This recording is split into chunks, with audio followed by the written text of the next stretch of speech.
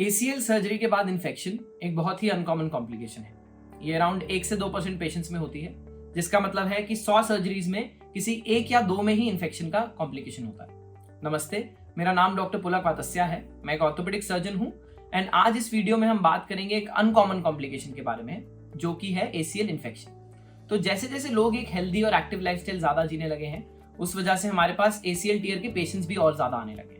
तो एक high volume centre में अराउंड 1 साल में 200 से 300 ACL रिकंस्ट्रक्शन की सर्जरीज होती है। तो इवन दो ये कॉम्प्लिकेशन रेयर है, हम 1 साल में अराउंड 3 से 4 ACL इन्फेक्शन के पेशेंट्स देखते हैं। तो पहली चीज ये जानना जरूरी है कि ACL सर्जरी के बाद इन्फेक्शन होता क्यों। इसमें 2 तरह के फैक्टर्स होते हैं। पहला फैक्टर है पेशेंट रिलेटेड फैक्टर्स और सेकंड फैक्टर है सर्जन या सर्जरी रिलेटेड फैक्टर्स। तो पेशेंट रिलेटेड फैक्टर में सबसे मेजर जो फैक्टर है वो ये है कि पेशेंट की क्षमता, पेशेंट की इम्यूनिटी टू फाइट इन्फेक्शन ही कम है। ये मल्टीपल रीजंस की वजह से हो सकता है, जैसे कि माल नरिश्ड पेशेंट्स होते हैं जिनमें प्रोटीन की बहुत ज़्यादा डेफिशिएंसी होती है। पेशेंट्स को कोई और बीमारी है जिसकी वजह से उनकी इम्यूनिटी कम हो सकती है, जैसे कि डायबिटीज, रूमेटॉइड आर्थराइटिस, या फिर पेशेंट्स को कोई ऐसी बीमारी है जिसकी वजह से इम्यूनिटी बेसलाइन ही कम है, जैसे कि HIV पेशेंट्स में इम्यूनिटी बेसलाइन पे ही कम होती है, जो उनको इन्फेक्शन का रिस्क वैसे ही ज़्यादा होता है। दूसरे जो रिस्क फैक्टर्स होते हैं वो है सर्जन या सर्जरी रिलेटेड रिस्क फैक्टर।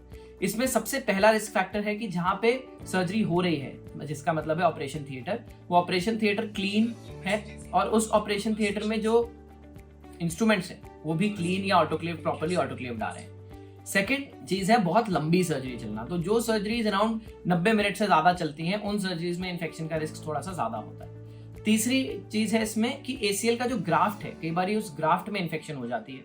तो उस ग्राफ्ट में इन्फेक्शन अवॉइड करने के लिए मल्टीपल तरीके हैं, जैसे कि वैंकोमाइसिन नाम के एंटीबायोटिक में ग्राफ्ट को सोक करना और कुछ और तरीके जो हम यूज करते हैं कि इन्फेक्शन का रिस्क कम हो जाए। तो दूसरी चीज, अब ACL इन्फेक्शन के बाद हमें पता कैसे लगता है कि ACL इन्फेक्शन हो गई है। तो इसमें कुछ क्लिनिकल फैक्टर्स होते हैं, कुछ ब्लड इन्वेस्टिगेशन होती है। तो क्लिनिकल फैक्टर्स में सबसे पहली चीज होती है कि घुटने में थोड़ी बहुत सर्जरी के बाद सूजन परसिस्टेंटली रह रही है, जो रिहैबिलिटेशन है वो उतनी अच्छे से प्रोग्रेस नहीं कर रही, नी बेंडिंग उतने अच्छे से नहीं आ रही, सूजन नहीं जा रही, दर्द कभी कभी उठ जाता है, ऐसी चीजें। दूसरा है टच करने पे घुटना थोड़ा सा वार्म है, थोड़ा सा रेड है, या फिर किसी जगह से पस आनी शुरू हो गई है। तीसरा है ब्लड टेस्ट। तो ESR CRP जो ब्लड टेस्ट हैं ये हम कराते हैं। अगर ESR CRP कॉन्स्टेंटली सर्जरी के बाद राइज कर रहे हैं या बड़े हुए आ रहे हैं, तो इसका मतलब है कि इन्फेक्शन का रिस्क हो सकता है। इन्फेक्शन का रिस्क कंफर्म करने के लिए अगर हमें हाई सस्पिशन होता है कि पेशेंट में इन्फेक्शन हो सकती है, तो हम घुटने का थोड़ा सा पानी निकाल लेते हैं।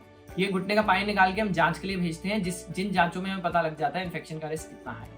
अगर इन्फेक्शन हमें लगती है तो हम जल्दी से जल्दी उस इन्फेक्शन को हम साफ करने की, अंदर जाके घुटने को साफ करने की कोशिश करते हैं, ताकि इन्फेक्शन से डैमेज मिनिमम हो।